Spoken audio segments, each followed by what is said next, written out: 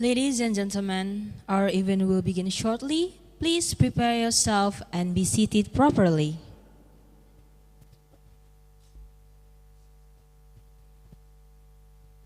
Attention, ladies and gentlemen, our event will begin shortly. Please prepare yourself and be seated properly.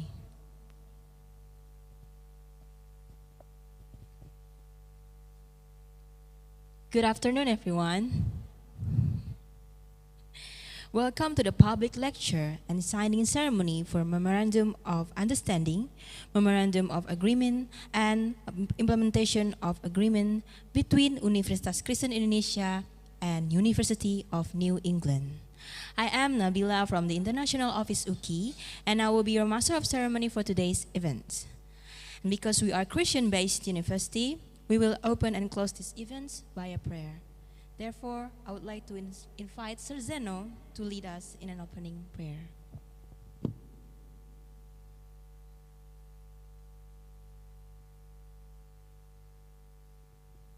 Well, thank you, Ms. Nabila. Okay, ladies and gentlemen, before we start our event today, let me lead a prayer. Let's pray together. Our Father in heaven, thank you, God, for today. Now we can meet together here in this room. Now we want to start our event, signing ceremony and public lecture between Universitas Kristen Indonesia and University of New England, Australia. Please bless our event today until finish. Thank you, God. In the name of Jesus Christ, we pray. Amen.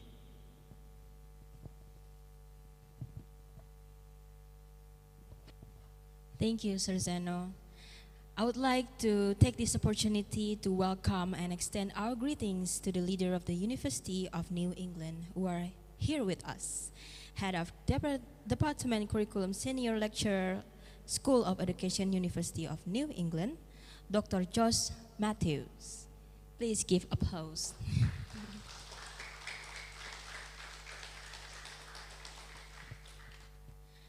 Next, I would like to extend a warm welcome and acknowledge the presence of the officials from Universitas Kristen Indonesia. Vice Rector for Student Affairs and Cooperation, Associate Professor Dr. Iyet Fedarim Rosa Sitepu, SSMA. Vice Director of Postgraduate Program, Dr. Desi Sianipar, MTH. Dean of the Faculty of Letters and Languages, Susan Aha Sitohang, SSMA. Head of Education Administration Study Program, Professor Dr. Dramesta Limbong, MPSI. Head of the Guidance and Counseling Study Program, Andreas Rianugroho, SPD. Head of the Christian Religious Education Study Program, Christina Metallica Samosir, MPD K.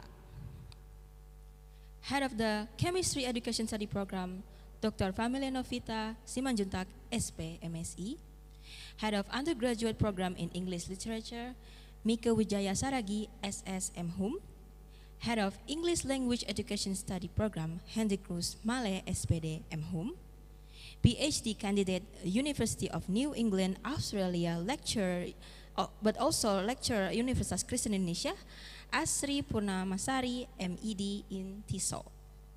And of course, Director of International Office UKI, Benedicta Stella Fortunae, SSM Hum. Ladies and gentlemen, at this moment, we invite all distinguished guests to stand up for the singing of the national anthem of Indonesia, Indonesia Raya, followed by the Mars UKI.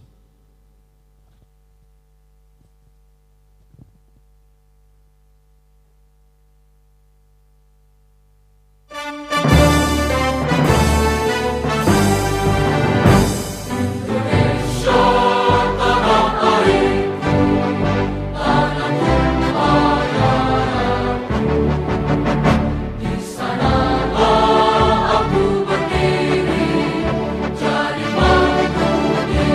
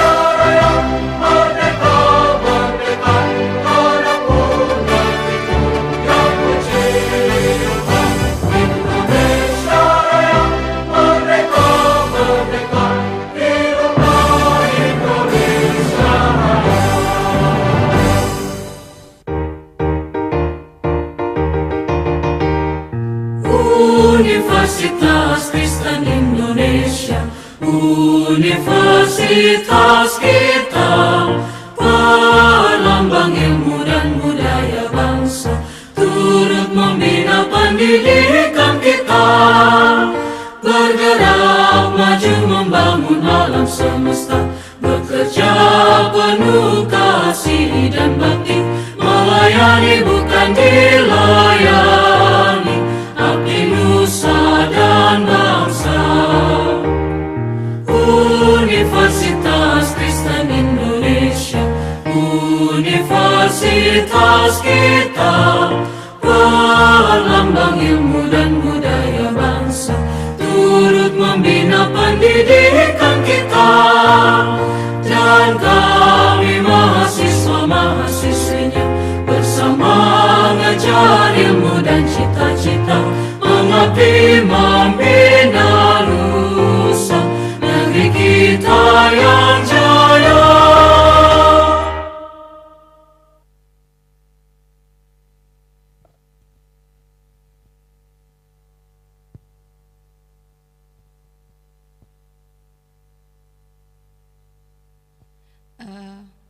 Thank you for singing National Anthem and Mars Uki. You may all sit down. Okay. Ladies and gentlemen, now we will hear the opening speech coming from the Vice Rector for Student Affairs and Cooperation of UKI, Associate Professor Dr. Iyet Veda Rimrosa Sitepu, SSMA. To Dr. Iyet, the time is yours.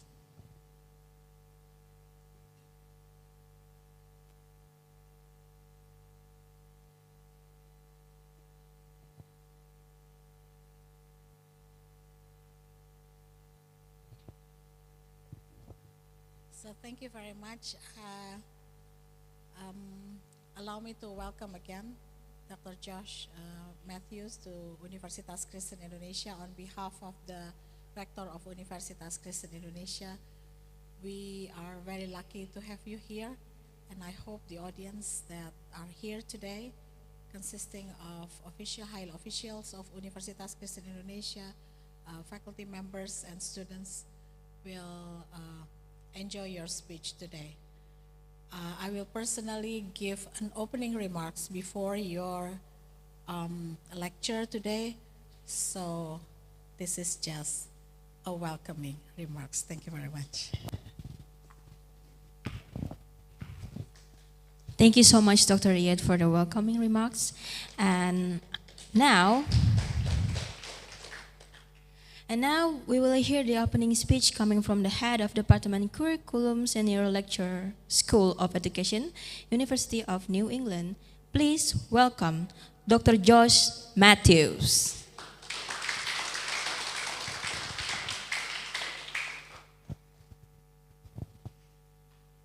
Hello, thank you very much. Thank you for the welcome. It's great to be here. It's my honour to be in front of you today, the opportunity to talk a little bit about my university, the University of New England and UKI. It's great to have the possible collaboration between us. It's wonderful to be here, and I hope that my lecture a little later is of interest to you. It's excellent also to be here with PhD candidate Miss Angela, who is doing research very soon. I'm looking forward to that as well.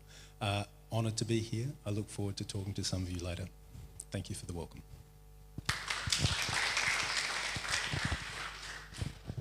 Thank you so much, Dr. Josh, for the warm welcome. And ladies and gentlemen, now we will proceed to the agenda of the signing of the MOU and MOR with the University of New England. And this session will be led by Ms. Benedicta Stella Fortunae, SSMHUM, as the Director of the International Office UKI. Please welcome Ms. Bene.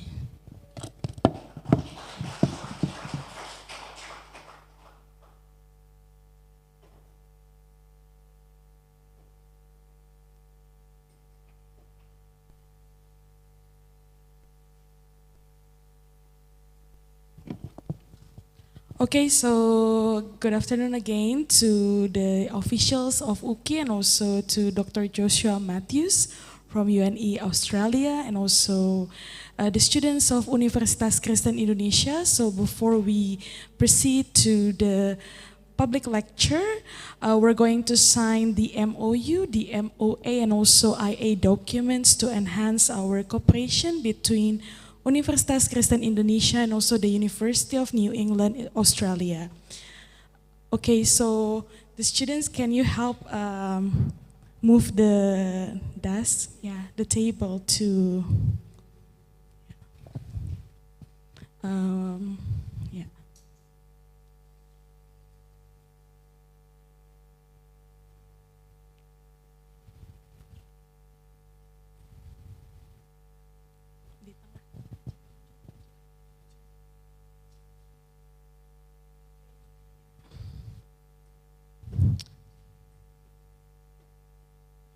All right, so on behalf of the Universitas Kristen Indonesia for the Memorandum of Understanding, we would like to invite the Vice Rector of Student Affairs and Cooperation, Associate Professor Dr. Iyet Veda Sitepu, and also on behalf of the University of New England, Australia, Professor Joshua Matthews, please come forward.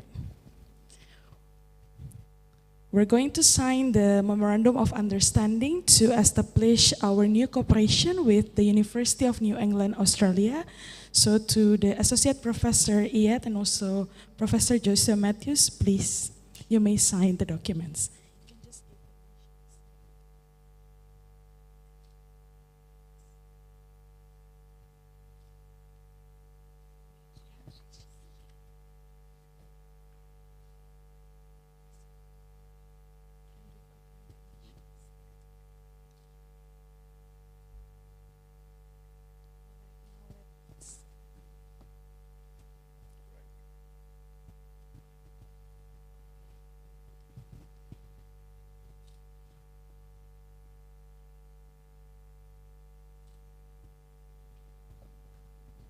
All right. Thank you very much.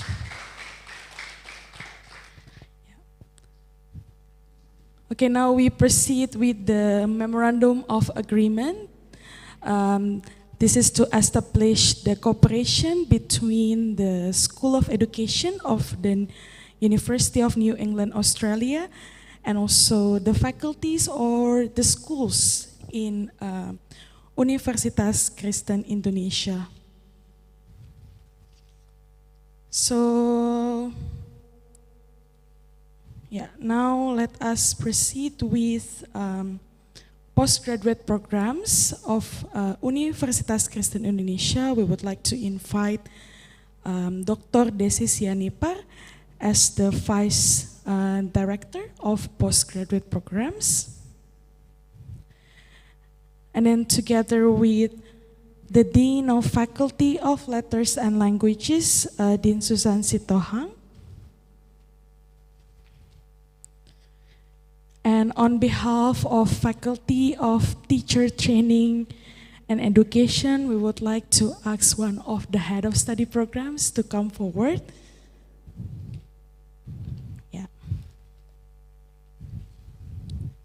Thank you, Dr. Familia.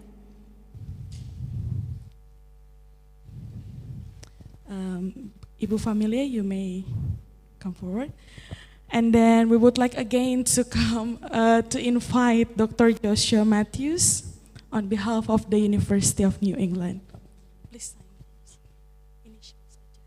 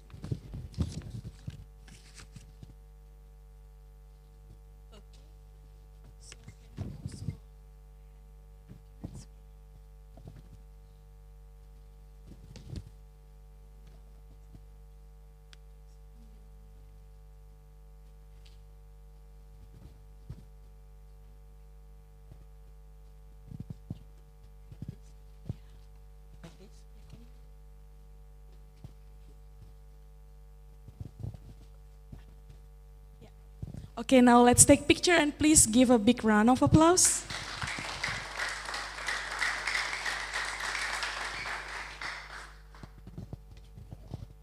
All right, thank you so much.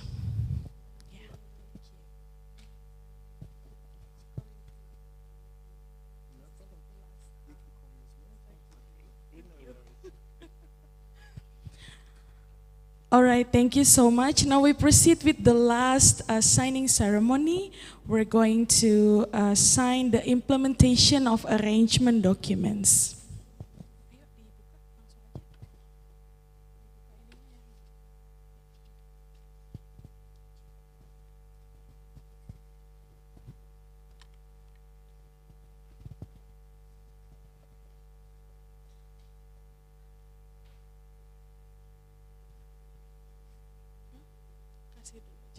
All right, so I will call the head of study programs. We have the 7 head of study programs of UKI. Number 1, we would like to invite Professor Dr. Mesta Limbong as the head of Master of Administration Education to come forward to the stage.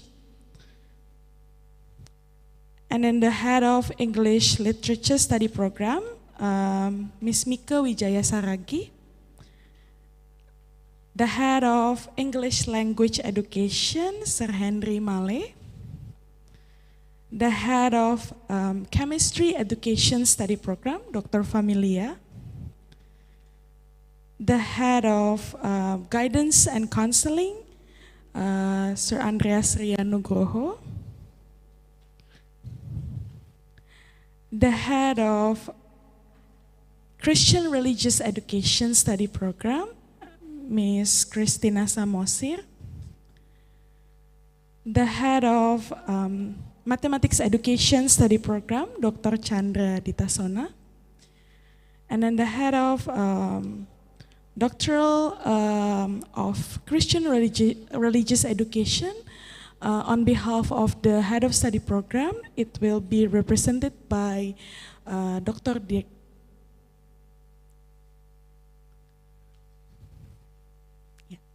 Okay.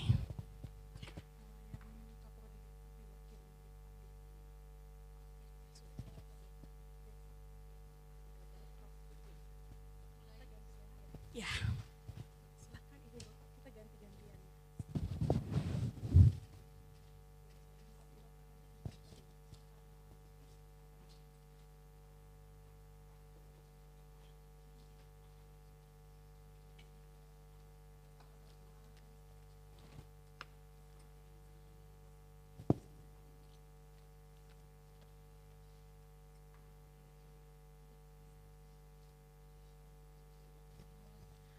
Yeah. Okay, so now we invite again Dr. Josh Matthew. Oh, empat ada ya? So, Dr. Josh Matthew, please sign again. Now we would like also to invite Dr. Nok as the head of Master of Christian Religious Education Study Program. Ibu Bapak, mahasiswa-mahasiswi mohon dapat bersabar karena ini adalah acara internasional, jadi ada 8 ketua program studi yang akan menandatangani IA sebagai bentuk internasionalisasi di Universitas Kristen Indonesia. Silakan Pak. Untuk dokumen dari Magister Magister Pendidikan Agama Kristen, ya satu lagi.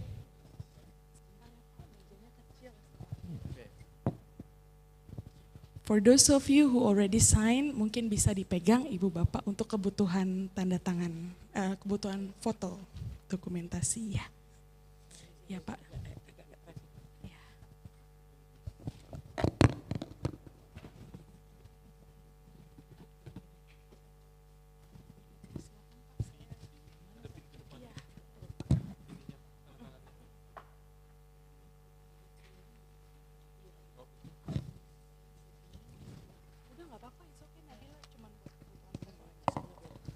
Okay, thank you so much. Now, let's take picture together and please give a big round of applause, everyone.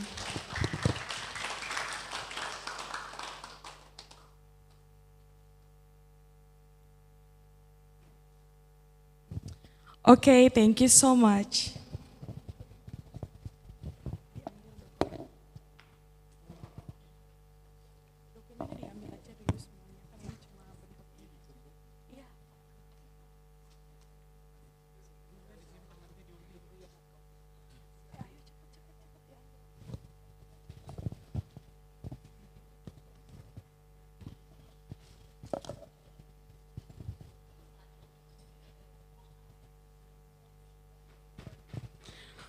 All right, now we're inviting everybody to stand up. Let's take picture together, everyone. Please stand up.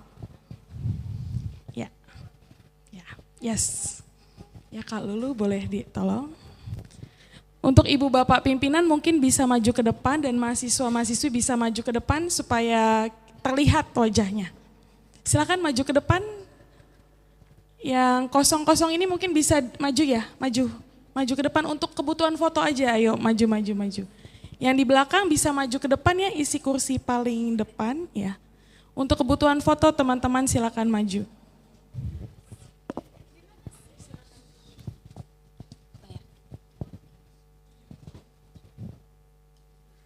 Yang di samping tolong jangan berbaris seperti itu ya, kita melebar gitu. Oke. Kalau lu siap? Oke. Kita formal dulu ya. 1, 2, 3. Okay, once again. 1, 2, 3. Okay, freestyle now. 1, 2. Cookie sign. 1, 2, 3. Okay. Thank you so much. Okay, to all the leaders, let's take picture here. Yes, for the official purpose. Ibu Bapak pimpinan, dekan, wakil direktur, serta Ibu Bapak dosen yang hadir, silakan bisa maju ke depan, kita akan foto bersama sekali lagi.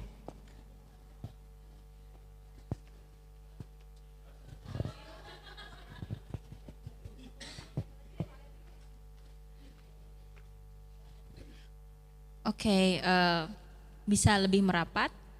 Oke. Oke. Oke. Face the camera. 1, 2, 3. Once again. 1, 2, 3. Cookie sign. 1, 2, 3. Yay. Give applause.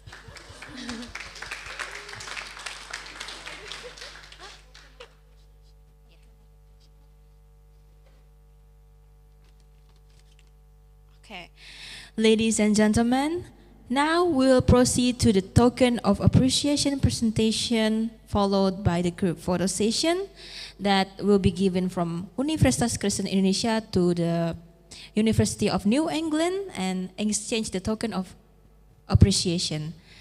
I would like to invite Dr. Iyad and Dr. Josh Matthews to come forward again.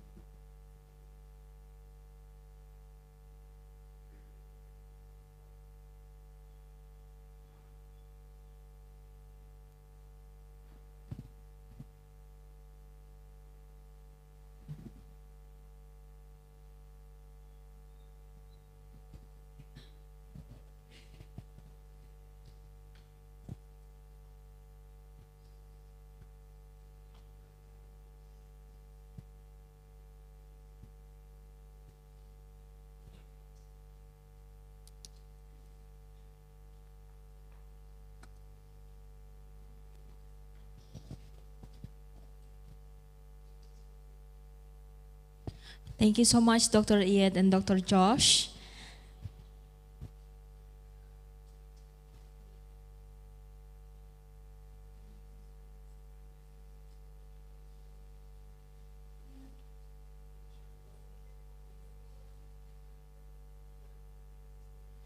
Ladies and gentlemen, now we will hear the keynote speech coming from the Vice Rector for Student Affairs and Cooperation of UKI, Associate Professor Dr. Iyet Veda Rimrosa Sitepu, SSMA. Please welcome Dr. Iyet.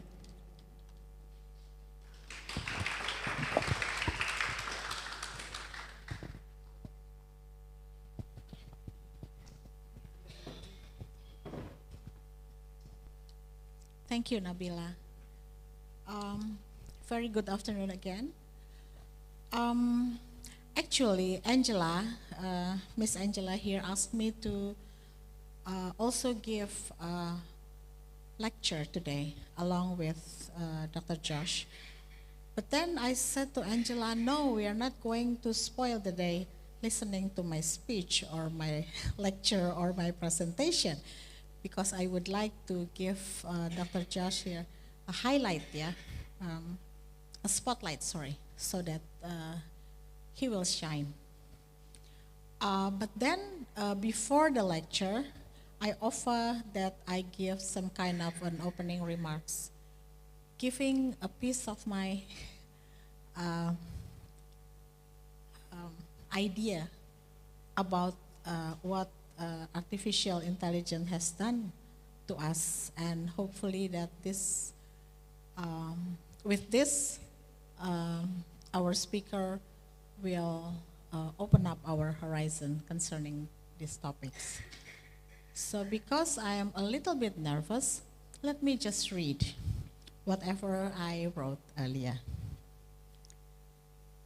So distinguished guests, colleagues, ladies and gentlemen, students, a warm welcome first to Dr. Joshua Matthews from the University of New England, Australia, to Universitas Kristen Indonesia. Indeed, it is a great honor and pleasure to deliver an opening remarks to his public lecture entitled In the Age of Artificial Intelligence, Learning Assurance and Institutional Design. I would also like to extend my sincere appreciation to everybody who are here participating in this lecture, faculty, members, fellow officials and students. To be in this important discussion with Dr. Josh today. So I hope that he will answer our question about what artificial intelligence does to our education, hopefully, yeah. I will not make any comments on Dr. Matthews' paper. This is some kind of disclaimer. Or adding something to his lecture, as I have not read his paper, I only received his title. But I would like to take you to what I have in mind as we have embarked into the era of artificial intelligence that I hope Dr. Matthews would discuss in his lecture, Assessing Learning Assurance and Institutional Designs. We know that the AI has changed education in profound ways by transforming how we teach, learn, and educate, and also how education system operate. I Googled AI earlier before I read this, and I found simple meaning of artificial intelligence. AI is a term that focuses on developing machines and systems capable of performing tasks that normally require human intelligence. What is interesting about AI is that it helps us solve some of the world's toughest challenges, from accelerating medical research to creating more efficient supply chains and tackling climate change. There are many things that you can get from it, and in short, AI helps increase efficiency, accuracy, and innovation across various fields, and it has provided significant benefits in many fields by enhancing efficiency, automating tasks, and enabling data-driven insights. The most benefited from AI include enhanced healthcare, boosted economic growth, climate change mitigation, advanced transportation, customer service excellence, scientific discovery, etc., etc. AI from the internet, is behind the brawn of the fourth industrial revolution. It empowers machine and systems to learn from data, identify pattern, and make predictions, and even generate new content or solution. The Industrial Revolution 4.0 marks a new phase of evolution in industry and society. We see that compared to the previous industrial era, the period from Industrial Revolution 2 to 4 is getting closer in terms of years. Technological advancement has speed up the era. Before we had full understanding of what Industrial Revolution 4.0 has brought us, Society 5.0 arrived. The revolution driven by mechanization, electrification, and automation in Industrial Revolution 4.0 was actually driven by artificial intelligence. This revolution is not limited to manufacturing, but also it extends to education, healthcare, and etc., and etc. The World Economic Forum has predicted that in 2030, there is a significant disruption and transformation that will shape the global labor market. An estimated of 170 million new jobs are expected to be created, while 92 million existing jobs may be displaced due to automation. AI and other structural changes resulting in a net increase about 78 million jobs worldwide. Nearly 40% of skills required for jobs are expected to change, and 59% of workers will need reskilling or upskilling by 2030. Employers, on the other side, increasingly seek workers with both technological skills and human-centered skills. This report gives us a picture of what the future works is like as the nature of work changed significantly. The demand of digital skill, critical thinking, creativity, and adaptability is increasing while manual and routine jobs are decreasing due to automation. Then what will become of the future of our education? As AI given us an alternative to learning, knowledge provider has no longer teacher's prerogative.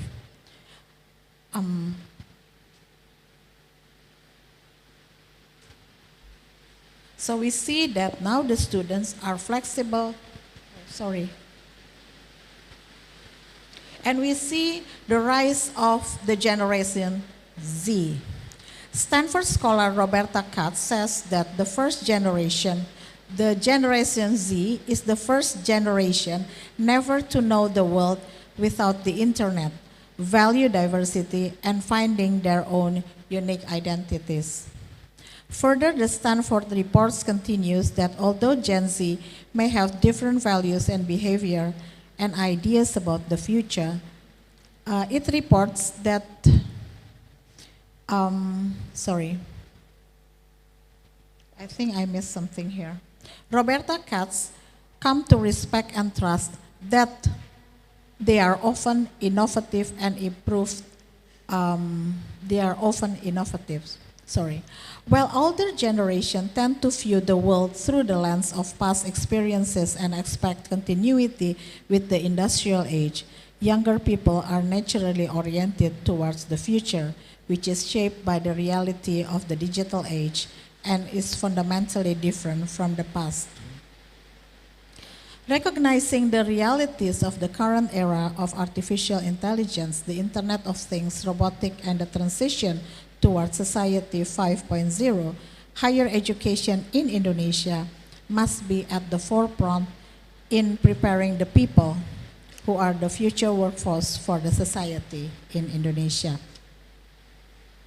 Indonesian higher education plays significant, important role in preparing the people in this case, high school leavers for work, has higher education or universities, are no longer a place to preserve or create knowledge, or the center of teaching and scholarship. The current role of higher education has expanded beyond its traditional function, if we can call it that way. Its role has expanded to respond to the rapid change we are facing now. Technological change, globalization, and the most important but rarely mentioned, the complex societal challenges that the graduates will face after they complete their higher education training. Societal expectations are undeniably high as graduates are increasingly expected to solve real-world problems. This reality indicates that traditional higher education models, which is characterized by conventional classroom settings, teacher-centered learning, and familiar instructional methods, are no longer sufficient to meet the evolving demands of the labor market.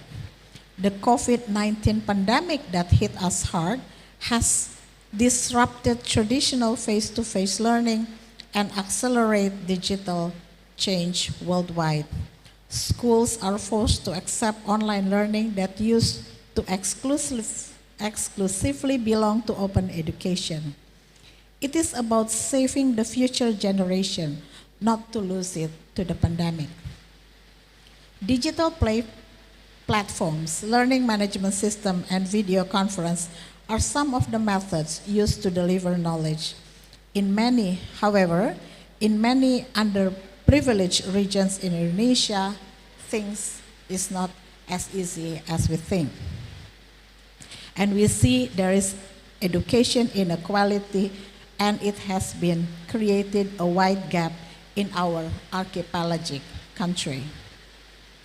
Narrowing this gap was already challenging under normal circumstances, and it became even more difficult during the COVID-19 pandemic. The digital divide widened significantly, creating substantial disparities. While we managed to endure this period, returning to the pre-COVID era is neither possible nor desirable. We must now move forward and confront the other challenges with resilience and commitment. With the increasing demand of the labor market, higher education must transform and adopt into innovative teaching methods such as blended learning, project-based learning, and AI support assessment to remain relevant. Updating institutional system will also allow university to use data and learning analytics to improve teaching qualities, student support, and academic decision-making. Finally, we hope that as guardian of value, higher education will have responsibility to direct the use of artificial intelligence in teaching and learning, so that it truly enhances educational quality while upholding academic integrity. In preparing future-ready graduates, university must ensure that competence is accompanied by strong ethical foundation, because in the midst of rapid technological change, our commitment to humanity must remain steadfast. So for teachers, this is my concluding remarks. Teachers, wherever we carry our service and whatever challenges we may encounter, I believe that we are capable of fulfilling our responsibility to educate, whether in the most underprivileged setting or within the rapidly evolving realms of artificial intelligence. I hope whatever I have mentioned earlier will help us to welcome the speaker of our public lecture today, Dr. Joshua Matthews. Thank you very much.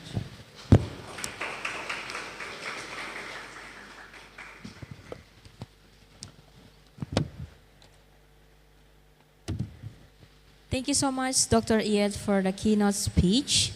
Ladies and gentlemen, allow me to introduce our moderator for today's sessions.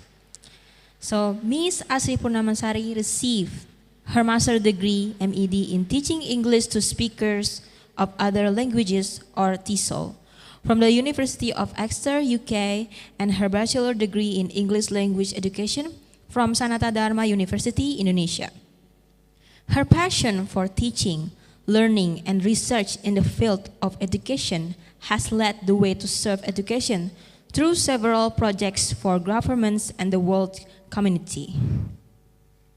She teaches as an assistant professor in the Department of English Education, Indonesian Christian University, Jakarta. She is interested in continuing teacher professional development, teacher training, language education, and language learning and teaching, curriculum and materials development, and language testing and assessments. So, please welcome Ms. Asri Purnamansari.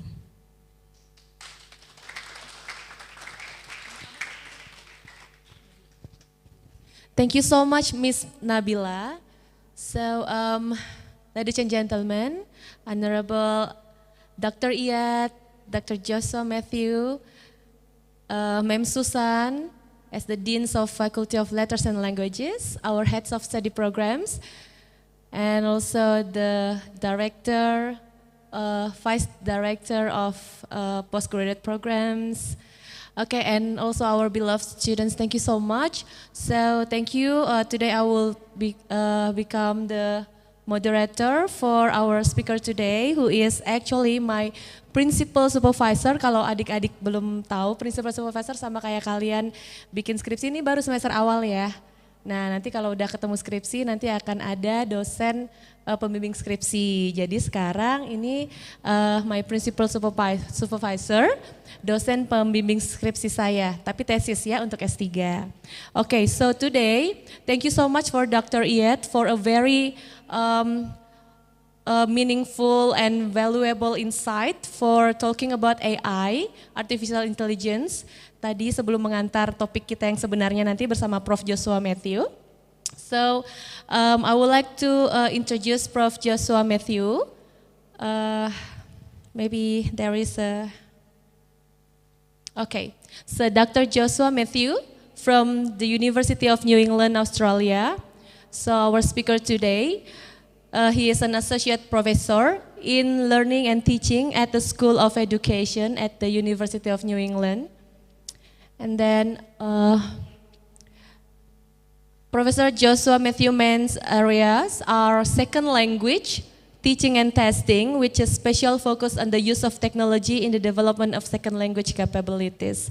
So his area are in English language education and also English literatures department. And then has undertaken collaborative research in China, Japan, Thailand, Azerbaijan, Saudi Arabia, and Australia, and his previous research has been published in outlets such as TESOL Quarterly, Language Testing, Language Learning and Technology, and Computer-Assisted Language Learning, among others. So previously, we talked, Prof. Jos and me, that he has collaborative research projects all around some Asian countries as well. So if there is an opportunity to have also collaborative research in Indonesia, so it will add there in his CV. One of the country can be Indonesia, so hopefully we'll be with UKI, yeah, for the first collaborative research, because he was very interested in the collaborative research. Okay, and then I would like to also give a big question for us today. Mungkin teman-teman di sini mungkin tidak semuanya sangat-sangat lancar mungkin ya berbahasa Inggris, mungkin khawatir nanti nggak bisa dengar, tapi topiknya Prof. Jos sangat menarik karena saya yakin adik-adik di sini tidak ada satupun yang bisa hidup tanpa AI. AI yang di sini kita bilang macam-macam ya, kalian pasti dikit-dikit saya yakin deh pasti pakai ChatGPT, ya kan? Nah, so today we are going to see how to actually use those kind of AI to really support us, bukan membuat kita tambah bodoh misalnya. Nah itu ya, hal-hal seperti itu kita lebih kritis gitu. Nah, so Prof. Jos today will share that insight to us. Jadi nanti teman-teman silahkan siap-siapkan pertanyaannya. nanti Prof. Jos sudah bring so many things from University of New England. Ada apa? Lanyard, ada apa? Gelang dan sebagainya, pen dan sebagainya. Nanti yang pertanyaannya banyak, pokoknya semua yang bertanya akan mendapatkan oleh-oleh dari Prof. Jos ya. Oke, jadi siap-siapkan pertanyaannya all around artificial intelligence. So, saya yakin semuanya udah gak sabar nungguin Prof. Jos. We will give big applause to welcome Prof. Jos and share about his topic. Welcome. Thank you. We have slides. And do we have slides?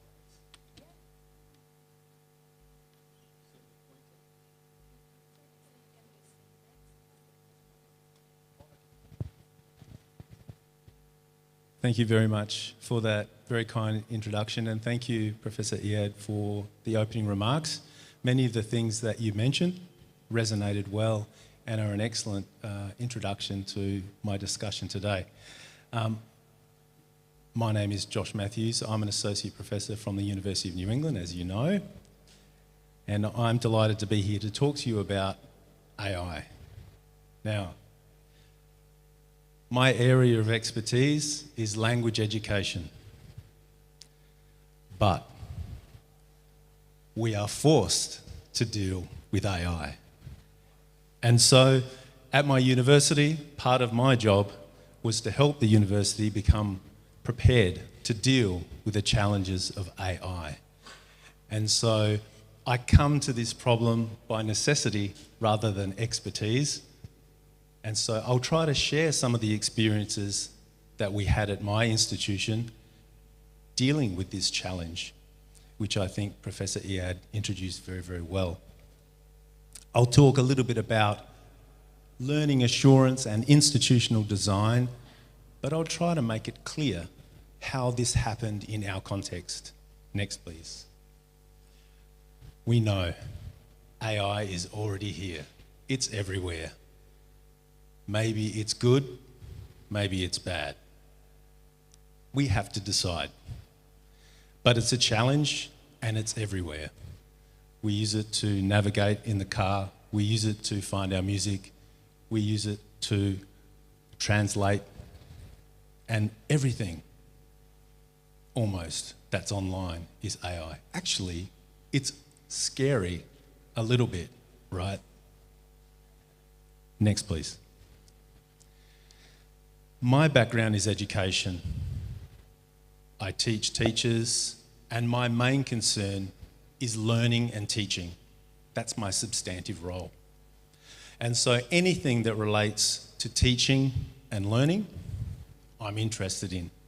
So I can't ignore AI. It's not possible anymore. The question as an educator that I ask myself, and I encourage others to ask themselves, is AI helping you learn? There's no right and wrong. We have to be critical. Sometimes yes, sometimes no, sometimes a mix of the two. But as an institution, as a university, we have to think carefully about the details. How do we manage this problem? Allahu Akbar. Next, please. I will tell you a story today. It has 3 characters. A very simple story. A student, a teacher, and an AI. 3 characters. The first part of the story has just 2. Next, please. This is the traditional story. The teacher and the student. Next. But now the story is more complicated. We have a student, we have a teacher, and we have an AI. We're all together. How do we manage this problem? And this is what I'm thinking about all of the time at my institution when I am asked to manage AI and assessment. Assessment is part of learning, And if the assessment isn't right, it isn't pure, then our institution has a problem. Next, please.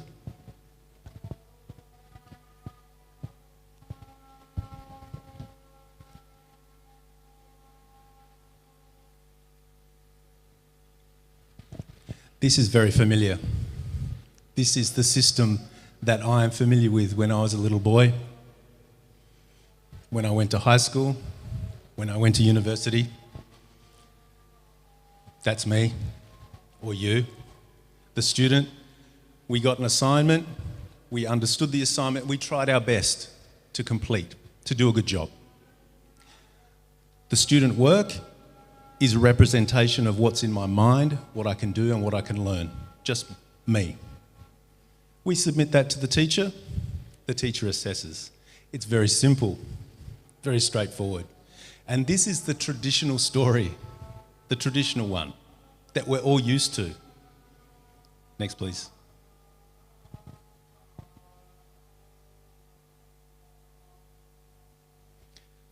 There are some assumptions with this approach. Assumptions like students work alone, they work by themselves, just using what's in their mind and in their skill set to complete the work. The writing or the task represents our learning, what we can do, what we've learned. And the final answer can be trusted. We don't need to worry about that. Next, please. Now we have AI. A new helper arrives. It's very useful. It's always here. It's very easy. And of course, the student wants to do a great job. They want to do their very best. They use tools like pen, paper, computer, internet, AI. Why not? To produce work. Next, please. So what can AI do? Actually, it's amazing now.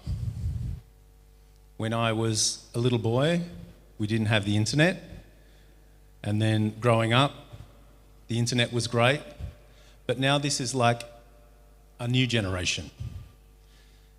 Generative AI can do things that are amazing, that we couldn't imagine before. Actually, it's very, very useful, right? It's useful. We can translate, it can explain things to us, it can summarize, it can give us feedback, it can teach us things, and much more. But it's not always good. We have to think carefully about that. Next, please. But the assignment looks good. So we're happy with that. Next, please. But then the question, who wrote this? There are at least 3 answers. 1, the student wrote that. 2, AI wrote that. Or 3, the student and AI wrote that together, or some combination. Correct? Yeah. Next, please. Here is a question for students and teachers to think about. A very important question. Can we tell if a text was written by a human or an AI? Some of my colleagues that I work with are sure. They are sure they can tell. They think they can determine if something has been written by AI. So I wasn't sure. I did an experiment. I did some research in this area. Next, please. This research used the Turing test. Have you heard of the Turing test?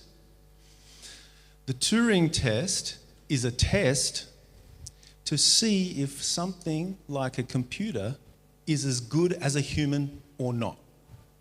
Okay? You can look up Alan Turing a very famous man. Maybe he invented the computer. He's a genius. And the Turing test has a structure, and I'll show you what I did. Next, please. What I did was I used ChatGPT to write a short essay. I put a prompt in about education. That's my field. I asked ChatGPT to write a prompt and to write an essay, a short essay. And then I wrote an essay without looking at the ChatGPT's work. So we had two essays.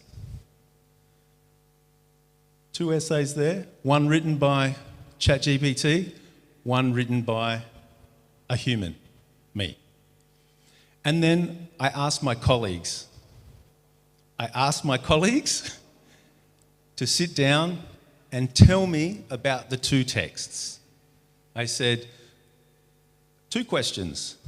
One, which one is human written and which one is ChatGPT? 50-50, right? 50-50. I said, you tell me. And then tell me why you think one was written by a human or one was written by ChatGPT. I was very interested. And a surprising result. It was 50-50. Half were wrong, half were right. But what was very interesting is that the reasons that they thought they were right were the same reasons they thought that they were wrong. Some people thought ChatGPT used some words and they saw those words, so it had to be ChatGPT. Some people thought ChatGPT was too perfect. So they saw something that was perfect, so it had to be ChatGPT. But they couldn't reliably tell yes or no. This is a problem. So, what do we do? Next, please. If people cannot reliably tell whether something is written by AI or not, that's a problem. Maybe some people can, but my study indicates that they can't do it well. And as AI gets better and better and better, we'll have less chance. Next, please. Okay, humans can't do it. Maybe we ask the chatbot to do it for us. We ask the computer to do it for us.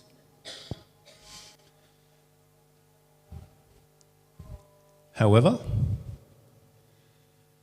the same company that produced ChatGPT had some plagiarism software, you know, to determine whether things were written by ChatGPT or not. And they closed it. They stopped it because it wasn't reliable. So the people that make ChatGPT decided that this software wasn't reliable. And it was big news. Next. The second problem. Computers and software also cannot reliably tell whether something is written by AI or not. What do we do? It changes everything. The traditional system is not feasible anymore. We can't be sure that work that we submit is just a human. It could be a human and ChatGPT mixed. What do we do? Next. First reaction. Ban AI. We did that at my university. I'll tell you later, it didn't work. We tried that.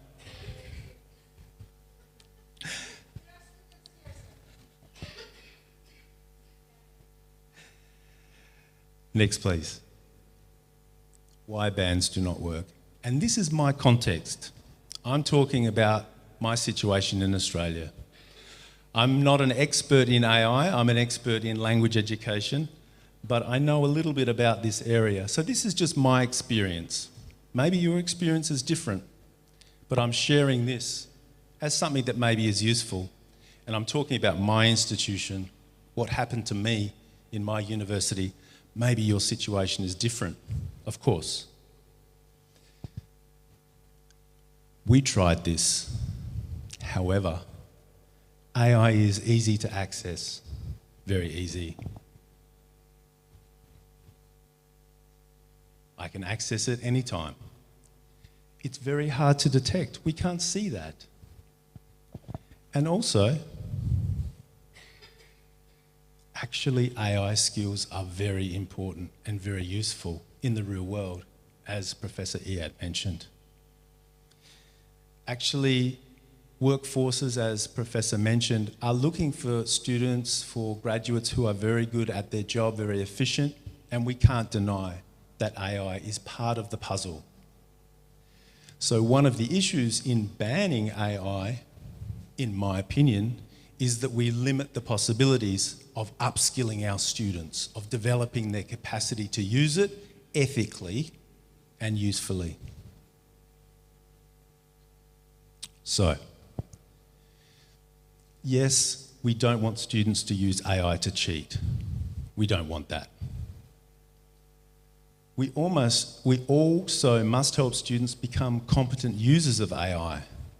That means ethical and practical. And the use of AI in the workplace is only going to get more important. We need to learn how to use AI well. That's what I think. Next, please. So actually, at our institution, there was a big disruption. A little bit like COVID, but maybe even more extreme, because our assessment procedures were no longer very good, given the new technology.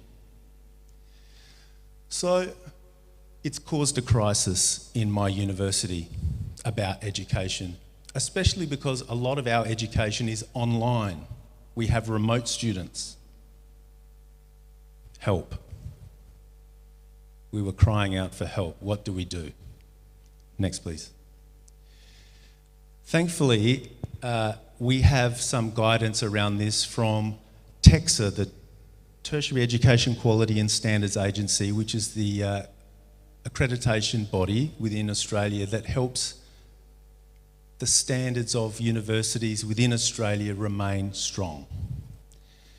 They identified that there were some things that needed to be done to make this problem feasible, manageable, and they put forward 5 principles that I'll talk about briefly now and try to give you some examples. Time? Okay. Next, please. Okay, the first principle, and I'll give some examples here. Assessment should support appropriate and authentic use of AI. What does that mean? Well, if we use AI, we should use it in a useful way that is aligned with our discipline. So I'm an education person. If my students are using AI, they should use it to help them become better teachers. Students should use AI responsibly and ethically. It's up to the student to understand when they should or should not use. We can't force them, unfortunately, sometimes. So we have to be critical. We have to reflect. We have to think, is this useful or not? Part of that is the student's responsibility, but we have to help students learn that. We should be using AI to reflect real-world professional practice. How do lawyers use AI? How do teachers use AI in the real world? How do business people use AI in the real world? And we should help students learn those skills. That's still something that's very difficult because it's very new. And lastly, if you use AI as a student, you should be able to explain why you did, why it was useful, and why you perhaps didn't use it for some things. Next. Okay, so what might it look like? Here, teacher education, students, are ensuring ethical guidelines, transparent use. That is, they are declaring their use and they're using it for reasonable and appropriate areas. They must be critical. That is, they should be aware of why it's useful and why it is not useful. This is up to the individual user. Authentic, clear and beneficial, for example, for teaching. Okay, the second point here, assessment should connect across units. So in our institution, one of the problems was assessment was not linked across courses, but this is essential. We should be showing our learning over time. This is one of the major ways to ensure that learning is at the heart of what we do, rather than using a technology. Technology is just a tool. It's just a tool. Learning is the important thing. Multiple forms of evidence should inform judgment. What does this mean? Sometimes we should give an oral presentation. Sometimes we should give a reflective account. Sometimes we should work collaboratively. Sometimes we should work in the real world as teachers, or we have to give a performance and so on. Next, please. So as a teacher, we might be making sure, not just exams, but lesson plans, teaching, performance in the real world, reflective journals, oral explanation when we are face-to-face like now. And we need to make sure that this is embedded through our teaching and learning. Next, please. Okay, the next one here, focusing on the process of learning, okay?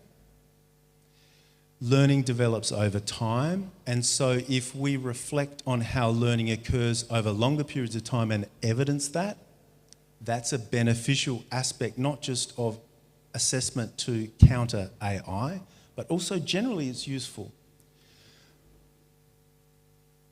Importantly, students should explain how learning happened, reflect on the learning process, and that's cited as one way to ensure that students are aware of the process of learning as they continue through it.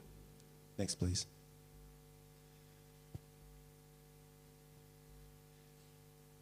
Perhaps the most important word here is critical. Critical. That is, students need to reflect on what they are doing and why. That's particularly important in the age of AI, in my opinion. Next, please. Okay. So we can use technology to collaborate, and this often happens with our colleagues at university, fellow students, but we can also collaborate with AI. So we should be using appropriate collaboration with others as well as AI, but it should be ethical and appropriate. So learning often happens with others, not alone. Collaboration, humans, is one of the important ways to make sure AI doesn't stop our learning. The solution is more humans in the learning process, not less, in my opinion. We should have AI as part of real-world collaborative work. Students should explain how collaboration worked or didn't, reflect on the process, and there should be clear rules about acceptable AI usage. And this is where ethics, the ethical component, comes in. We make clear what's appropriate and what's not, and there's an ethical obligation. Of course, it's hard to enforce this, but that's why ethics are so important in teaching and learning. Next, please. Here we might have collaboration with humans, we might have collaboration with AI, but we should be able to account for the process. We should be able to describe what was useful, what was not useful. We should be able to reflect on the successful components and make that part of our assessment procedures. Next, please. The last thing, Principle 5 from the TEXA document. We don't always need to use AI, not for everything. okay? And it's important in assessment that sometimes we assure that students do not use it. So, not every task needs the same level of security, but sometimes we need to be sure that students are not using AI. Some key moments matter more than others. Sometimes we should have an exam, sometimes we should have a proctored invigilated performance. That's impossible for students to use AI. But that's expensive. It costs time and money, and so we need to consider that more broadly. Security should support fair progression decisions and effort where it has the most impact. So, for example, at particular times, it's not appropriate to use AI, and we should have secure assessment modes that are fair, that we can measure the students' abilities. And I'm sure that, for example, the traditional exam, which I'm sure you have, is one of those ways. Next, please. So in teaching, in the teacher education domain, we might be looking at lesson planning, we might be looking at collaborative work, we might be asking students to teach a lesson in front of us, see them undertake the skills that we expect them to have, answer questions in real time, face to face. Sometimes we have proctored exams, invigilated exams. Next, please. Okay. So those 5 principles, I know it's a lot of information, but here's a general idea about how to solve the problem. Like I said, this is not an easy problem to solve, and I'm not an expert. But we've tried to apply these. How do we do it? Well, I thought I'd take some time to tell you about my institution. Next, please. So UNE, you can see the kangaroos there. Angela knows we have kangaroos there on campus. Yeah, they're very cute. This is a famous building at our university. So AI disrupted our university. We had a big problem with AI, and so we needed to find solutions. Our assessment system did not work well with AI. Next, please. So where did we start? At my institution, University of New England, where did we start? Why it didn't work, okay? Well, we initially tried restricting AI use. We told students, you cannot use AI. But determining whether they do or do not use AI is very, very, very difficult. So what to do? And also, AI is quite useful, right? Not always, but sometimes. How do we deal with that? It's hard to detect, it's very easy to use, it's useful and valuable in the real world. Next, please. This is what we had at my institution.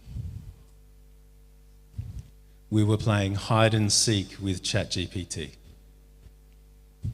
Academics were looking for ChatGPT here and there, and they could never find it, or maybe they found it and then it ran away. And they spent a lot of time doing that. And it was institutionally unfeasible. A lot of time was wasted. Students wanted to use it, but didn't know how to use it well. So we had to respond. And this is our story. Maybe your story is different. Next, please. The way we dealt with AI in education in our institution involved something called the 2-lane structure. 2 lanes. One lane is about assessment and assurance, and the other lane is about assessment of learning. 2 broad categories. Maybe this is too simple, but it's a starting point. Next, please. Okay. Lane 2. I'm starting with lane 2. And this is very new in my institution. Just 2026, we start. So let's see how we go. If an assessment is lane 2, students can use AI however they want. no limit, as long as it's clearly articulated and disclosed. Lecturers, in fact, cannot tell them not to use it, but only for Lane 2 assessments. So, open tasks, no limitations on AI use. However, lecturers need to consider assessment design. How should students be using AI? It's a big question. And clear prescriptions about how to use the AI. That is, lecturers like me should be able to tell students why this type of use is good, this is bad, this is somewhere in between. So the responsibility is for the students and the lecturers to understand the new environment. But that's Lane 2. Next, please. Assurance learning without AI. This is the Lane 1 task. These tasks, no AI. AI is forbidden. You cannot use AI for these assessment tasks. It's not for all of the tasks, it's for some of them. For the very important tasks, like at the end of your program, or the end of the year, or at periods of time when we need to evidence performance. We need to know that students can do key things like teach a class of children or other skills. Okay? So, secure tasks at strategic moments. It might be an invigilated exam, people in a hall completing some written exams or some other task. But as we know, sometimes exams don't help us learn how to teach, for example, much. So maybe sometimes we have classroom practice, practical performance. Teachers go to the classroom or students go to a classroom and in person we assess them. Or maybe we ask students to speak to us, answer questions face to face. Of course, this is not new. This is old stuff, but we never thought about it in terms of assuring assessment outcomes in AI. Next, please. Okay. One of the important things at my institution was to map assurance tasks over time. This is just a simple diagram. Maybe the red dots are Lane 1. Maybe the yellow dots are Lane 2 assessments. Normally, we'll have more opportunities for learning assessment and fewer instances of Lane 1 assessment, right? So most of the time, students can use AI to do their work, but on occasion, at special times, they cannot. And this encourages students to keep being aware that they will have to evidence their performance in producing work and skills without AI. Next, please. Okay. How's the time? Yeah? I can finish whenever. Yeah, carry on. So at my institution, at the University of New England, what has this new system done? How has it changed us? Well, fewer bans.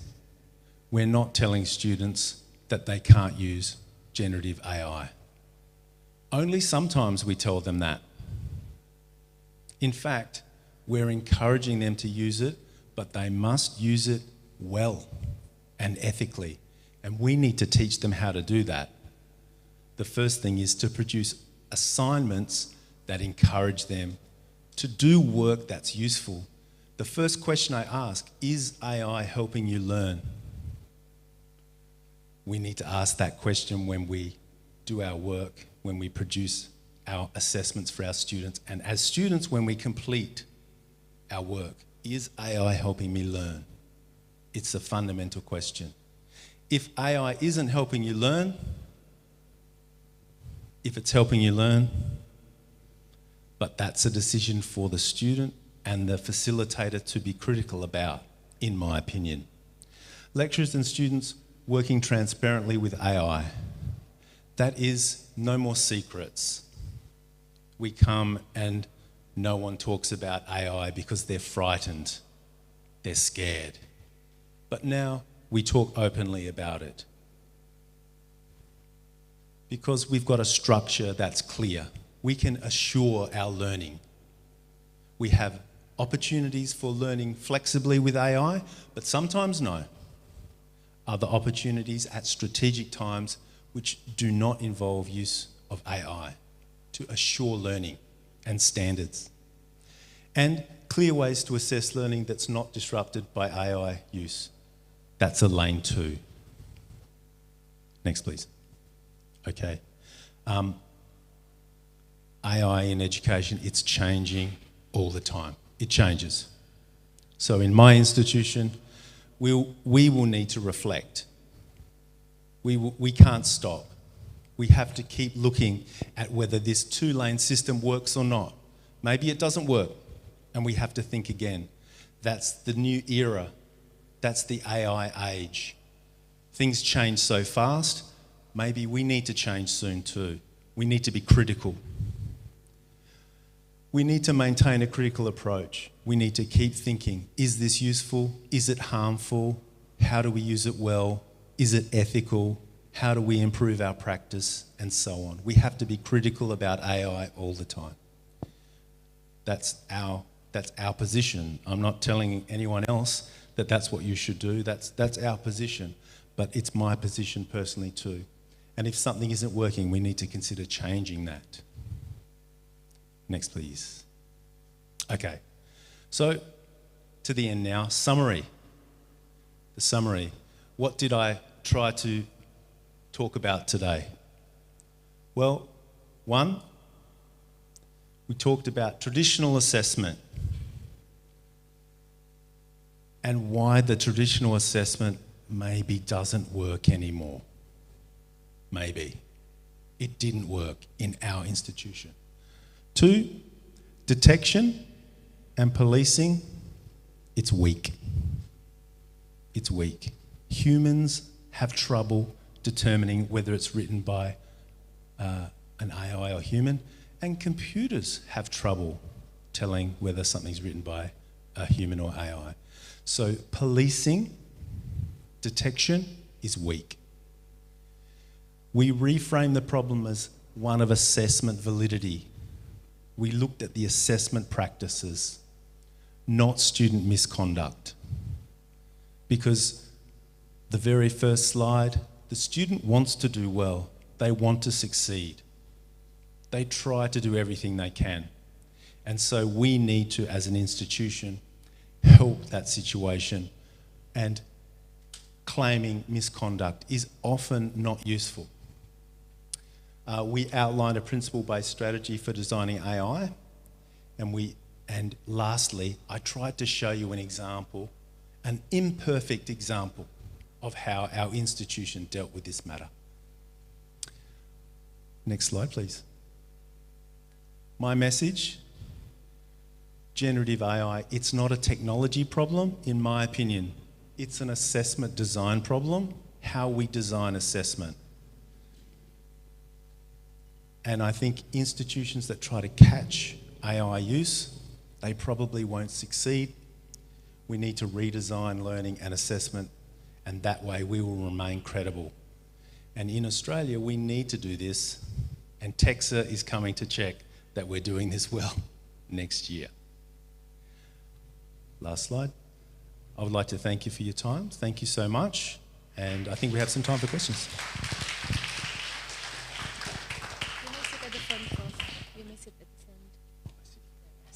Thank you very much. Once again, please give big applause to Prof. Josh Matthews. Thank you very much. Walaupun dalam bahasa Inggris, saya harap teman-teman bisa ngikutin ya tadi slide-nya ya. Kan Prof. Josh very great in understanding us ya, because we cannot very understand Australian style speaking honestly until now, even though I have been 1 year in Australia. Ketika orang Australia ngomong, saya masih begini. Sorry, sorry. Prof. Josh is so clear in English. Tapi kalau teman-teman ketemu orang Australia yang beneran, would you mind giving some example of the Australian style? Yes. Australian style of speaking, well, they normally talk pretty quick. They might say, oh, what you doing, where you going, how you going, that kind of stuff. Yeah. Okay, can you differentiate the difference? Yeah. Nah, so Prof. Josh so kind-hearted, like he speak and explain it very clear and slowly. So now I would like to please Prof. Josh to sit there through this, and then please raise your hand if you have some questions. Then I will let you mention the questions. You can use Bahasa, you can use English. It really doesn't matter. Okay. So, okay, Dr. Iyad, first questions. Just a short comment. In my classroom, my assessment is in English. That is much better, yeah. Because when they use AI, they are busted because their English is too perfect. Thank you. Okay, thank you. Do you want to directly? Yes, please.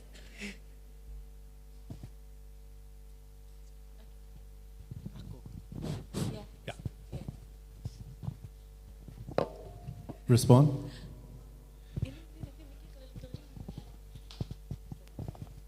Yeah, sometimes if the language is sometimes we can tell, I think sometimes we can tell, but imagine in your class you had 60 students and 20 of them were C1 or maybe had spent 10 years overseas.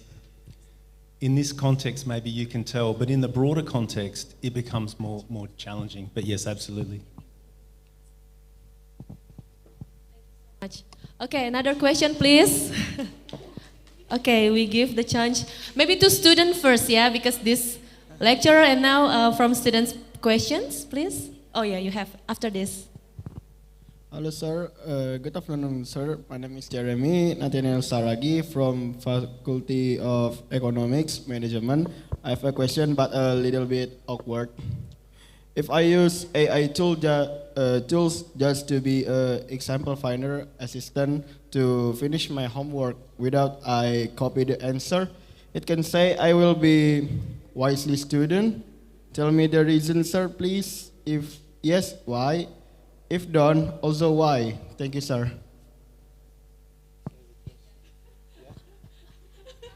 Sorry.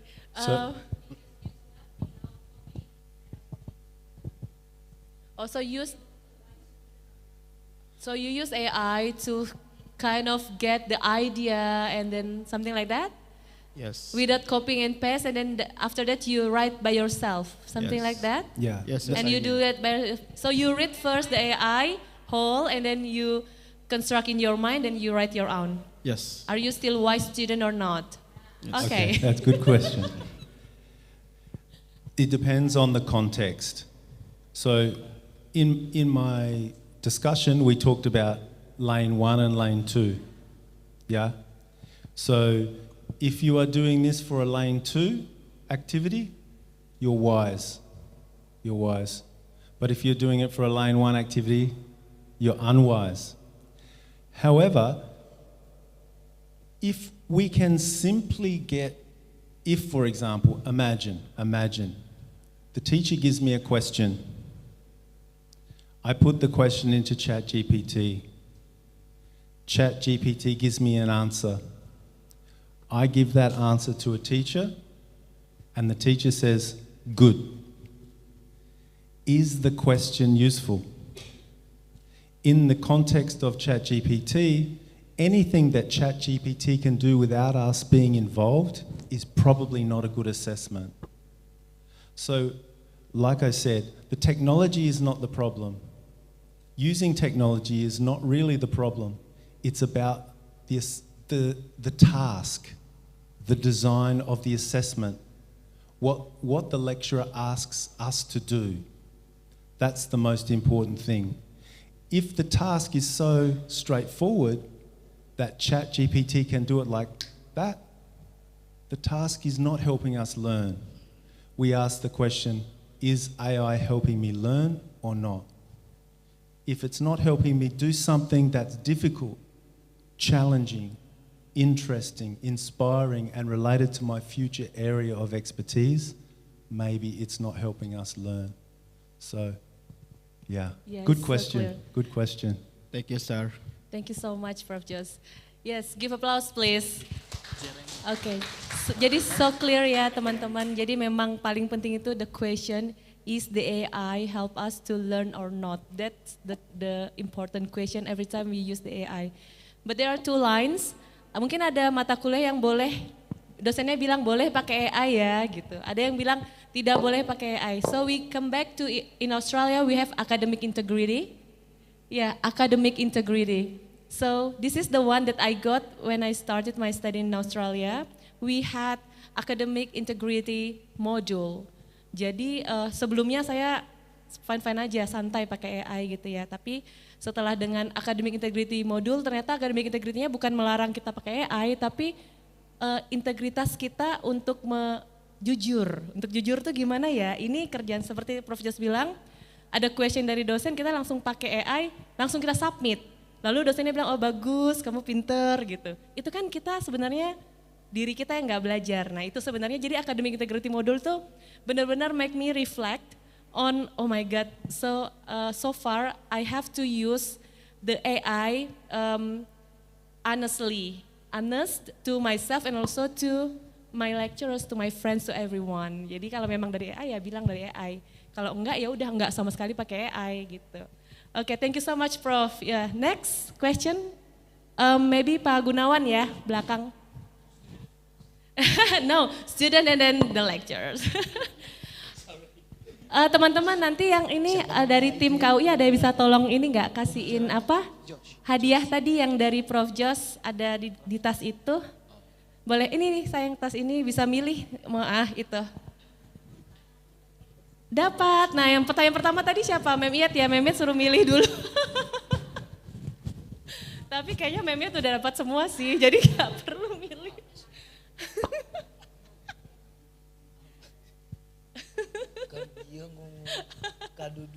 Thank you. Tadi siapa yang ini dikasihin ya hadiahnya?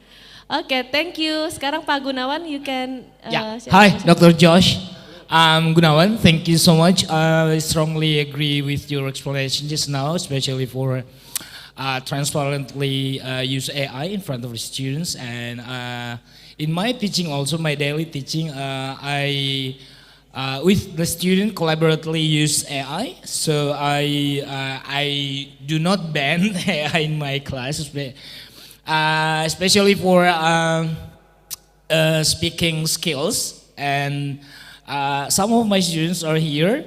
They do know the way I teach them, especially for speaking class.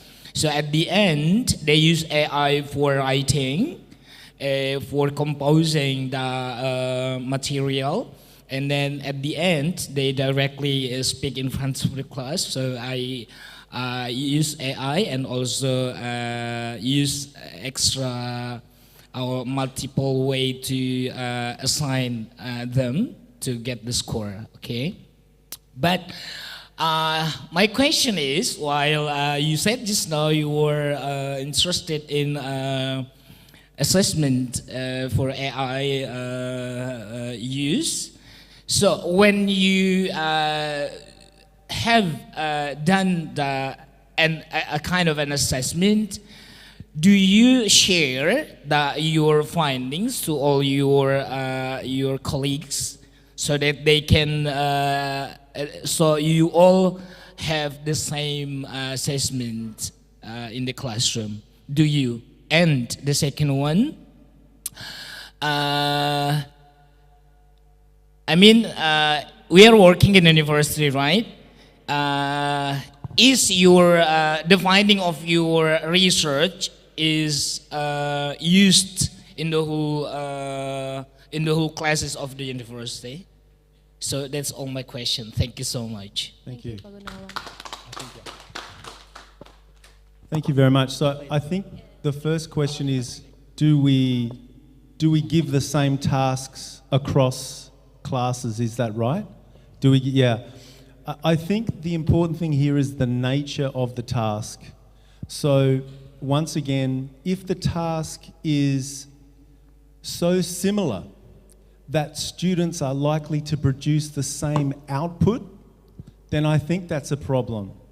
So in my opinion, if the task offers the students an opportunity to produce something unique, even though it's the same task, that's a good option. So for example, it may be the same task. We might say, develop a report about a country of your choice, discussing the economic challenges that it has faced in the last 50 or 20 years, for example.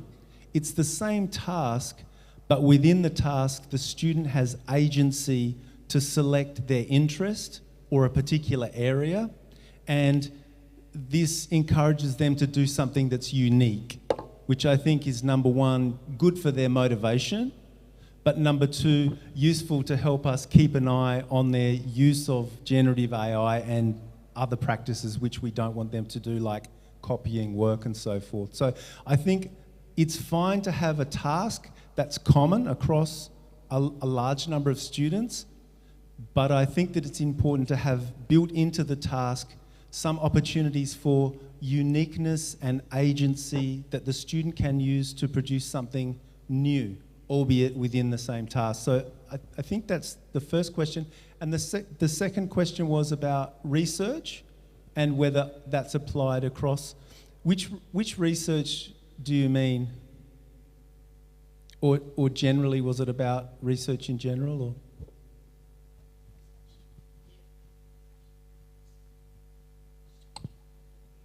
I mean, as a lecturer, we conduct a research, right? After doing the research, and then you have a finding. Do you share your finding about the assessment to the whole university? Means that you share your findings to the whole university, so that your colleagues can do the same assessment to their classes. So that's my question. Do you get it? Yes, we do that. Yes. That happens, yes. Okay. Yes.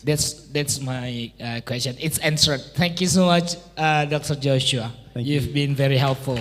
Thank you. Thank you, Pak Gunawan. But maybe normally they do the same type, model of assessment, but not the same exactly assessment, right, Prof? Yeah, so not exactly the same question or what assessment, but the type of assessment maybe the same. Thank you so much.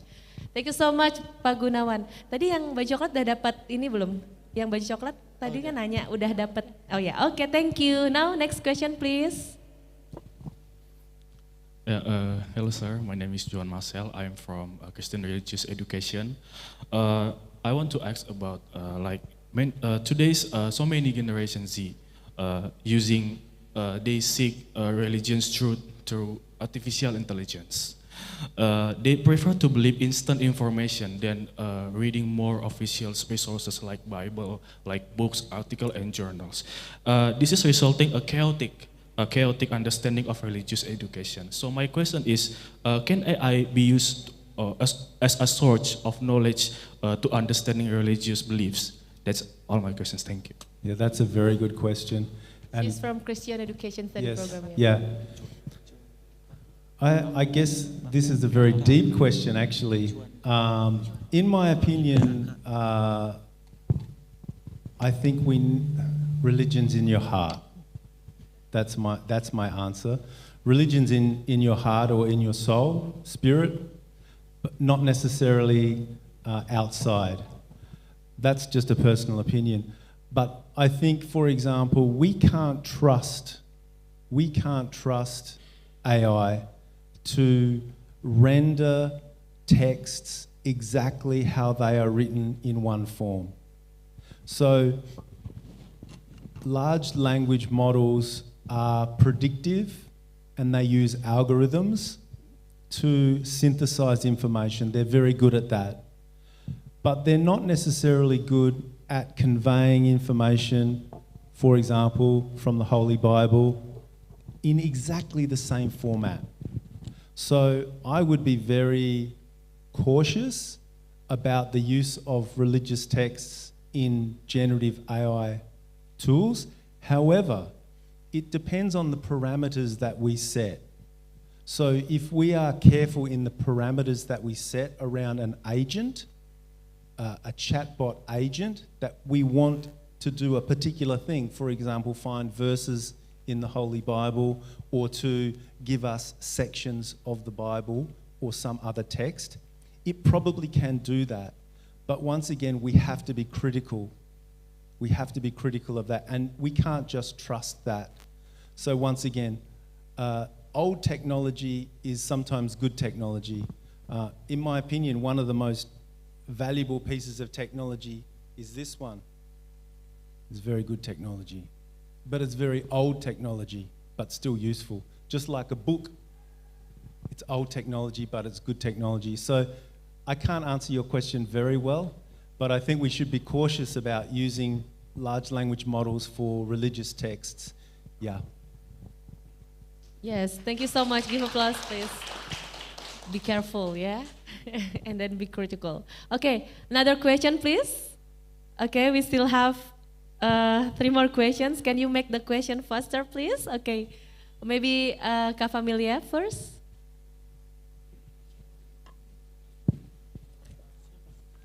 Sorry, Dek, oleh-olehnya boleh milih 2 ya, disuruh milih aja. Nanti ditambah lagi, kita masih punya banyak. Okay, thank you for the opportunities, Miss Angela. My name is Familia. I'm teaching chemistry education, and my education background is multidisciplinary learning, and I teach environmental chemistry. So I agree with your findings about the AI usage in learning, because in my situation, I have the students to improve their self-esteem when they finish or complete their tasks. Especially in my case, our classroom dominated by the students came from the isolated area, which we have different language level and different learning capacity level. So I am as the lecturer always allow the students to use the AI, because when they get their self-esteem, then the learning become better. Okay, that's my sharing. Thank you so much. Do you want to comment on that?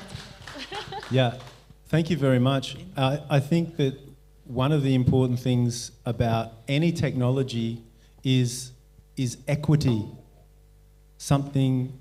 Use of that technology should make us come together, should make things fairer and better. The challenge with technology, all technology, is that sometimes it can make the difference between people further apart.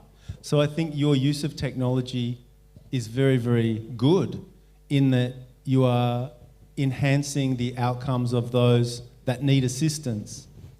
It's not an unfair use. It's not an unethical use. In fact, it's very ethical and very useful. So once again, we ask ourselves the question, is AI helping us or our students learn?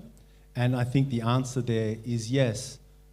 So I applaud that type of use, especially when it means students have equal opportunities. Yeah. Does that answer your question? Thank you so much. Okay, now next question, please. There are still many questions. It's okay. Okay, I think they are so interested in this topic because this is really related to them, and maybe they need some direction on how to use the AI. Please. Hello, my name is Eric. First, I would like to say maybe add opening remarks about the pandemic or crisis that make us lost and grieve, because in education environment we not just lost the expectation that we built and hoped before the pandemic, right? But we lost how we think about the world. So the world reshape our mindset, right? So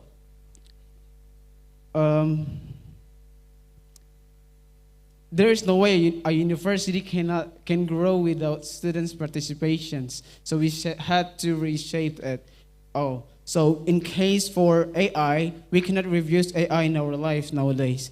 My first question is, have your university ever thought of making your own AI? So you guys can program it as you want as an assessment. And the second question is, you mentioned about how we use AI well and ethically. How is well and ethically way of using AI based on your understanding specifically? And last question is, this is a very random questions. Why there is no experiment of assessment lane 1 to promote or glorify that lane 1, that learning process from mind, not AI, is more meaningful for the future of students? Thank you. Wow, Okay, great yeah, good. question. 3 questions. Wow, so great. Okay. So the challenge is to remember your questions, but I think the first one is about, does our university have assessment about the use of generative AI? The second one is about what is ethical use from my perspective. And the third one is, I can't remember, what's the third one? Why are we not, let's look at lane 1 to see if it works or not, right? Okay, great. So in terms of the first question, our university does have its own AI. It's called Magic. So we have ChatGPT, we have other, for example, Gemini, we have other. Our university has its own AI. It's called Magic. And so now the university is encouraging teachers, lecturers, students to use that AI all the time. They're encouraging that. So in terms of assessment, sometimes now lecturers are asking their students to use AI, and part of the assessment is to answer whether it was useful or not, that critical assessment. So I'm not sure if I've answered your question, but our university has its own AI, so our university encourages use, particularly of this AI, which is closed, okay? ChatGPT uses data for learning processes and so forth, but the university's ChatGPT large language model is closed, so it's safe. It keeps the data safe. And teachers are using that. So yes, we embrace that in the assessment. Number 2, what is ethical use? So this is a challenging question, a good question. I think we have to mutually determine what is ethical use, and we need to articulate that. There's sort of 2 levels in my opinion. One level is my personal opinion, my personal ethics. And that's for me, that's like religion, it's in my heart, right? But then there's another aspect, which is how do we make clear those provisions? So now in this age, people are putting forward descriptions of ethical use, okay? So typically, for example, when I publish a paper for my research, I look at the journal and it says ethical use. And it's things like me producing my own work, the intellectual work is produced. I don't use ChatGPT or other people's work to produce my own work. It's my own intellectual property. So that's one interpretation of ethical use, following guidelines. In my opinion, I use a simple rule. The simple rule is this beneficial? That's my personal rule. Is it beneficial for learning? But there's also rules that institutions, publication houses and so forth put forward that we should follow. So it's a very tricky question, but I think the ethical use is determined by whether we're using it for a genuinely good purpose. That's for us to decide. It's not a straightforward question, I think you know, and it's a good one.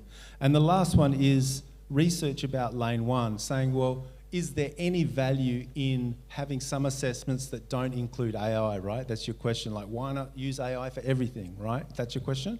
Yeah. Well, I don't think anyone has done that research yet. You could do that research.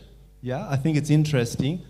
But the important thing about AI is it's very new and it moves very fast.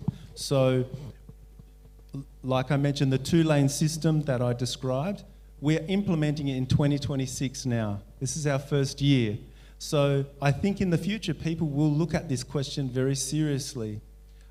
However, one thing to consider is authentic use. Authentic use, meaning use in the real world.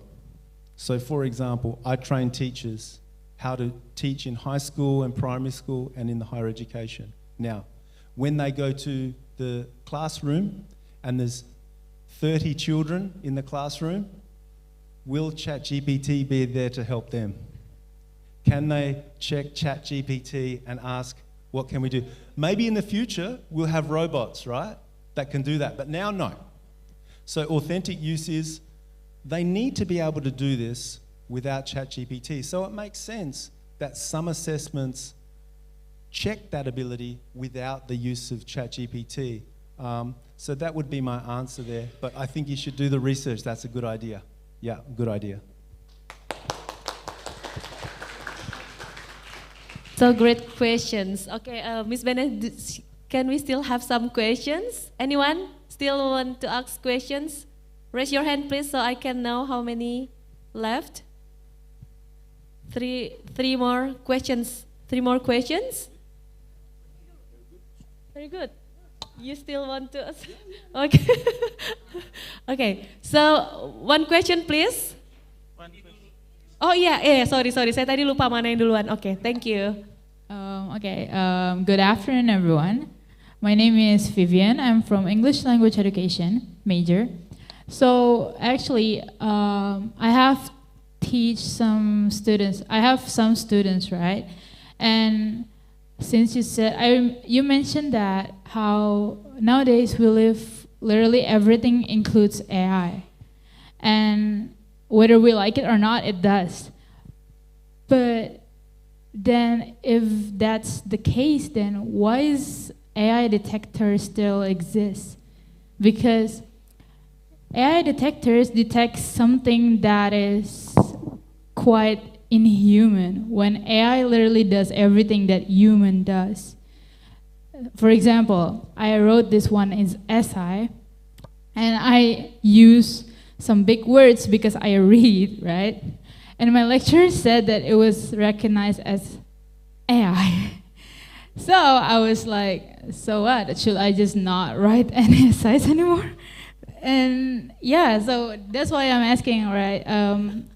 Why do lecturers or teachers still do that? Like, why do they still have to detect the AI in writing when they already know that AI literally basically human stuff, but like the smarter version of us? But when we're doing it, they don't believe it because it's smart. So yeah, I mean, that's basically the question. Thank you so much. Thank you so much. Who is the lecturer? Just kidding. Yeah. From LA, right? So that's a good question, yeah. Firstly, like I said in my presentation, my opinion is we can't tell reliably, very reliably, whether something is produced by a human or not. And as you mentioned, the distinction between human-generated text and computer-generated text is very, very difficult to determine. Maybe they're the same thing. In fact, ChatGPT produces language that humans have already produced. So that's the first thing. I don't think that those, what they call classifiers, are very accurate. That's my opinion. I talked to an expert the other day. He said there's one new one that's quite accurate, but I haven't seen that one. So my belief is that we can't really determine yes or no with 100% certainty whether something's written or not. Now you ask, why do we still have classifiers, right? To answer that part of the question, I think there's two parts. Number one, companies make classifiers and they get paid money for them. But number two, our institution, my institution, University of New England, in 2026 is turning off the detection because we don't need it. Because lane 2, students can use AI. Lane 1 is secure.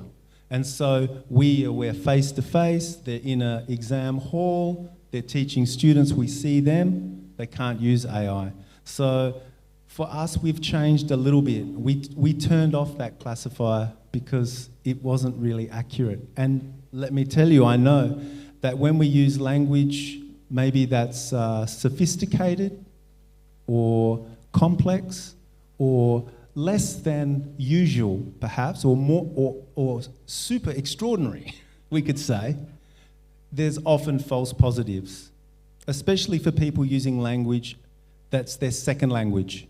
So this is again about equity, about fairness. So many students at my institution, UNE, like Angela, for example, they're very good at English, but they don't speak English as their number one language. And so the language they produce has a special flavour, a special style, which is perfectly fine. But detectors are trained on a set of language that's typical or normal or useful. And so it's not particularly fair. So yeah, I think that's the answer. Yeah, good question. So one example from the university, yeah, turn off. but that's actually sometimes also still needed for the detector. That's just my opinion. Yes. Detectors might be good. I'm not telling people to turn their detectors off. No, but my institution, my boss at the top has said, turn that one off. Okay, thank you so much for the questions. Next question, please. Okay, 2 last questions. Okay, oh, you still want to have? Oh, okay, it's fine, okay. Thank you for the time. My name is Theo. I want to ask a simple question. Theo, from what study program? International relation. International relation. Okay. My question is, after we ask ourselves like, are this AI help us to learn what the standard we use to tell this is wise, this is not wise to using the AI? Like, for example, many my friends, also me, we using the AI, it's not the right time. So I want to ask the suggestion, what the standard to us as a student to using to tell ourselves, to remind ourselves, this is the right time to use AI. Just that. Thank you. That's a very, very good question. An excellent question. Thank you. And let me tell you, me, myself, I don't know the answer. I don't know. I ask myself the same question every day. At work, I use ChatGPT a lot to help me work well. And I don't know the answer, but I think when it comes to our intellectual property, okay, what we are saying to people comes from our mind, from our work. We should use that as the foundation. We should use that as the core of what we do. So this is about generating ideas and making sure our ideas are from our intellectual core. This is not an easy question to answer. But for example, it's different to write an email, right? Using ChatGPT to write an email to a professor, okay? That's a different situation to writing an essay or an exam that we're being assessed on for our intellectual capacity or intellectual value. There's differences there, and it's not straightforward. But in my opinion, the right time to use it is after we do intellectual work. We don't want to, for me, if ChatGPT gives us an opportunity to not do intellectual work, then that's a problem. So I can't answer the question well, but my answer is do the intellectual work first, and then it's appropriate. Yeah. Thank you so It's much. a very, very, very good question. Thank you. So, intellectual quality first. That's the most important. And who knows the intellectual quality? Ourselves. We know it from ourselves. Okay, thank you so much, Prof. Okay, next question. Okay, quickly, please. Quick questions from one and last. Oh, there is also a question from the Zoom. Okay, maybe later. Okay, thank you for the time. I want to make a quick and so in today's digital era, AI is widely used in education to help students learn more easily. And AI can provide quick answers and support learning activities. I think people here also always asking to AI even for small things. So I want to ask, so in your perspective, does the use of AI improve the quality of learning, or does it weaken students' critical thinking skills? Thank you. Yeah, that's a really good question. Yeah. Yeah, you can give applause.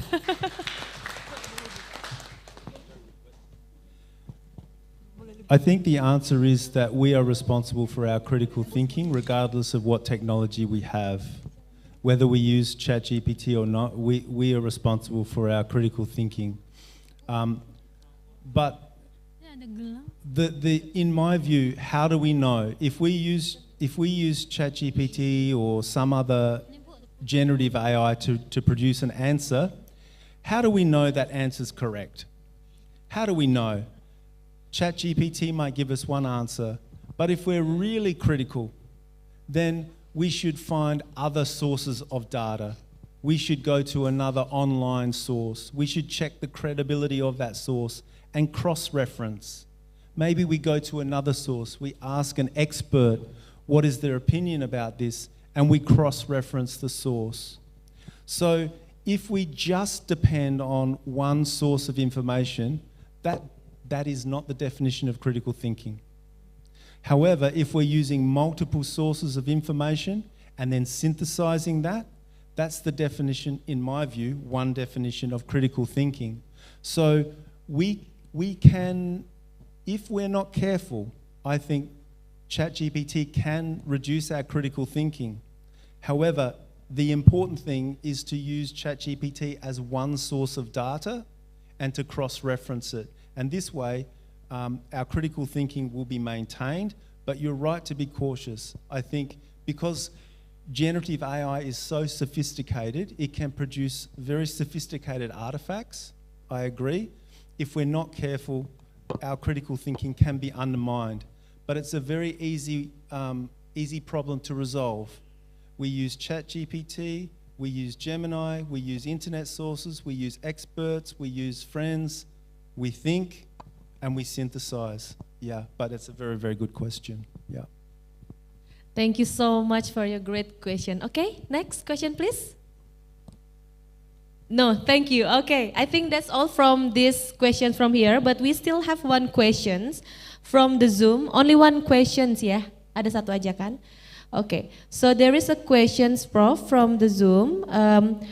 Is AI part of a commercial loop where tools are sold to create work, then sold again to detect that work, and sold again to hide it? And what does this cycle do to human thinking and learning?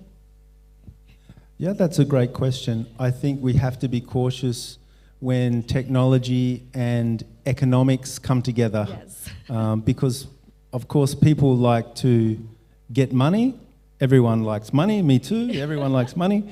But people that produce technology want to earn money. And so I think there's a few things that I'll say here. Number one, I think this endless loop of the arms race of trying to detect text produced by generative AI, I think it's a thing of the past. I believe we shouldn't bother doing that. We should turn that one off, and that closes that cycle, that loop. But another thing is, I think the question has some relationship to equity. And so big companies or large conglomerates like OpenAI, in my view, we have to be very cautious about that because we don't want these powerful technologies only being used for commercial purposes. And that's why critical thinking is so important, because the way to use generative AI ethically, in my view, is like the professor mentioned, to help students improve, help people to be in a better position in their life and so forth. But big companies and so forth don't often think in that way. So that's why education is very important around AI. We should teach students how to use this technology to benefit themselves, their family, their loved ones, their community. So the benefits of AI come from the community up rather than the other way around. I think the question alluded to people selling technology and buying more technology and using technology. Actually, ChatGPT is free. Gemini is free. So if we use that usefully, then people, no matter who they are or where they live, providing they have access to technology, can use that usefully. But we have to be cautious of companies stealing that technology from everyday people, I think. Yes, thank you so much, Prof. So the technology are free everywhere, easy access, but then we have to be critical about our data sometimes that we upload to the, for example, ChatGPT or something, whether people can just easily share it to the others and then the machine and so on. So we have to be really careful on that and also be critical on what we ask, what we put in those technology. Okay? So do you agree to all of that Prof just shared today? Yes, now we give big applause to all of us here. Thank you very much. Thank you very much. A very brilliant sharings to Prof. Jos. And do you like this session today? Yes, you like it? Yeah, do you wish to have another session with him? So come to UNE and become his students. Okay, thank you so much, Prof. Jos, for this very insightful moment and session. So thank you for having and sharing with the students here.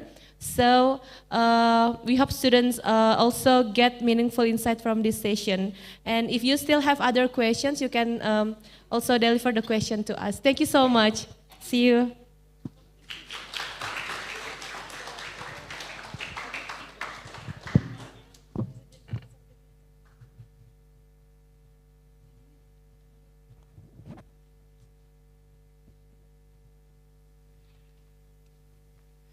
Yeah, thank you so much, Dr. Josh, for being our speakers for today, and also thank you for Ma'am Asri for being our moderator.